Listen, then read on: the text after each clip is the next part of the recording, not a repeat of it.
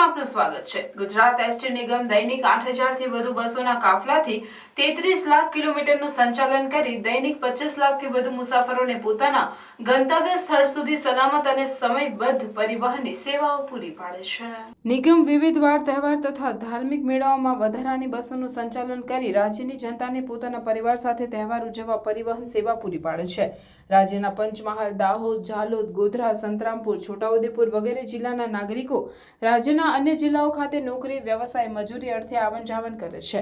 આવા વતનથી બીજા જિલ્લામાં સ્થાયી થયેલ હોય તેવા પરિવારો હોળી, ધૂળેટી જેવા તહેવારોમાં માદરે વતન તરફ મુસાફરી કરતા હશે।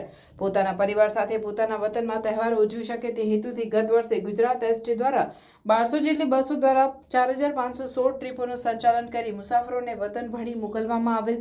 ઉપરાંત ડાકોર રણછોડરાયજી ફૂલોત્સવ માટે 425 બસો દ્વારા 3518 ટ્રીપોનું દર્શનાર્થીઓ માટે વ્યવસ્થા કરવામાં આવેલ।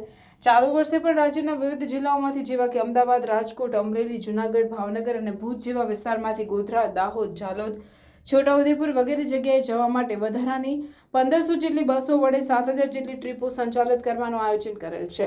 ઉપરાંત ડાકોર અને દ્વારકા જવા માટે 500 બસો દ્વારા 4500 જેટલી ટ્રીપો સંચાલિત કરવાનું આયોજન કરેલ છે। ગત એક જ અઠવાડિયામાં સુરત ખાતેથી 101, વડોદરા ખાતેથી 100, કલોલ ખાતેથી 25 તેમજ નડાબેટ ખાતેથી 100 મળી કુલ 326 નવીન લોકાર્પિત કરેલ બસો સદર એક્સ્ટ્રા સંચાલનમાં ઉપયોગમાં લેવામાં આવનાર છે। નિગમ દ્વારા સંચાલન 19 માર્ચ 2024 થી 25 માર્ચ 2024 દરમિયાન કરવામાં આવશે, જે બાબતે નિગમના સક્ષમ સત્તાધિકારીઓ દ્વારા તમામ જિલ્લા ખાતેની વિભાગીય કચેરીઓના વડાઓ સાથે 12 માર્ચ 2024ના રોજ ખાસ મીટિંગ યોજી એક્સ્ટ્રા સંચાલન બાબતે જરૂરી સૂચનાઓ આપવામાં આવેલ। નિગમ દ્વારા કરવામાં આવનાર એક્સ્ટ્રા સંચાલન અન્વયેની સર્વિસનું ડેપો ખાતેથી તથા નિગમની વેબસાઇટ www.gsrtc.in ઉપરથી અને નિગમની મોબાઈલ એપ્લિકેશન પરથી તમામ મુસાફરો એડવાન્સ અને કરંટ ઓનલાઈન બુકિંગનો લાભ મેળવી શકશે તથા મુસાફરોને સંચાલન સંબંધીની પૂછપરછ માટે નિગમના તમામ ડેપો પરથી અને નિગમના ટોલ ફ્રી નંબર 1800 233 66 66 ઉપર 24 કલાક જાણકારી મેળવી શકાશે, જેનો રાજ્યના નાગરિકો દ્વારા ખાસ લાભ લેવા વિનંતી કરવામાં આવી। હોળીના તહેવારને લઈ અને ચાલુ વર્ષે ગુજરાત એસટી દ્વારા 1500 જેટલી બસોનું એક્સ્ટ્રા સંચાલન કરવાનું આયોજન કરવામાં આવ્યું છે અને એમાં ખાસ કરી અને રાજકોટ, અમરેલી, જૂનાગઢ, ભાવનગર, ભુજ જેવા વિસ્તારોમાંથી દાહોદ, ગોધરા, સંતરામપુર બાજુ મેક્સિમમ એક્સ્ટ્રા સંચાલન ચાલતું હોય।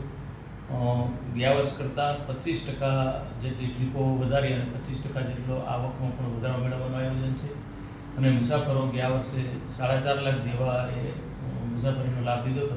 ચાલુ વર્ષે 5.5 લાખ જેટલા મુસાફરો લાભ લે તેવું આયોજન છે અને ગત 12 તારીખના રોજ જ એક બેઠક કરી તમામ વિભાગો ખાતે ઉચ્ચ કક્ષાએથી સૂચનાઓ આપી છે। માનનીય મંત્રીશ્રી કક્ષાએથી પણ આ બાબતોને રિવ્યૂ કરવામાં આવી છે અને તહેવારો દરમિયાન કોઈ પણ મુસાફરોને કોઈ પણ જાતની મુશ્કેલી ન પડે તે માટેનું તમામ વિભાગો ખાતેનું આયોજન છે સુનિશ્ચિત કરી લેવામાં આવ્યું છે। ખાસ કરીને જ્યારે હોળીનો તહેવાર હોય છે ત્યારે રાજસ્થાન તરફના જે લોકો અહીંયા રહેતા હોય છે એને આંતરરાષ્ટ્રીય આપણું સંચાલન ચાલુ જ છે અને એની અંદર જે મુસાફરો છે તેમને દર વખતે આંતરરાષ્ટ્રીયનો પણ લાભ મળે જ છે અને એમાં પણ એક્સ્ટ્રા સંચાલન જેવું જ કામ ચાલુ હોય છે। આ મોટાભાગના જે મુસાફરો છે તેનો ફ્લો જોતા સૌરાષ્ટ્રમાંથી જે પંચમહાલ બાજુ, ગોધરા બાજુનો વિસ્તાર છે ત્યાં મેક્સિમમ ટ્રાફિક રહેતો હોય છે એટલે મેક્સિમમ સંચાલન ત્યાં કરવામાં આવે છે। સર, અત્યારે પરીક્ષા પણ ચાલી રહી છે એટલે વિદ્યાર્થી માટેનું આયોજન અને સાથે સાથે તહેવાર પણ આવી રહ્યા છે, તો કયા પ્રકારની વ્યવસ્થા છે કે વિદ્યાર્થીઓને ખાસ કરીને મુશ્કેલી ન પડે? મેડમ, પરીક્ષા ધોરણ 10 અને 12ની કન્ટિન્યુ ચાલુ છે। આનું આયોજન અગાઉ કરી ચૂક્યા છીએ અને રૂટ જિલ્લાના શિક્ષણ અધિકારીશ્રીઓ તથા શિક્ષણ વિભાગ સાથે પરામર્શ કરી અને અમે આયોજન કરી ચૂક્યા છે।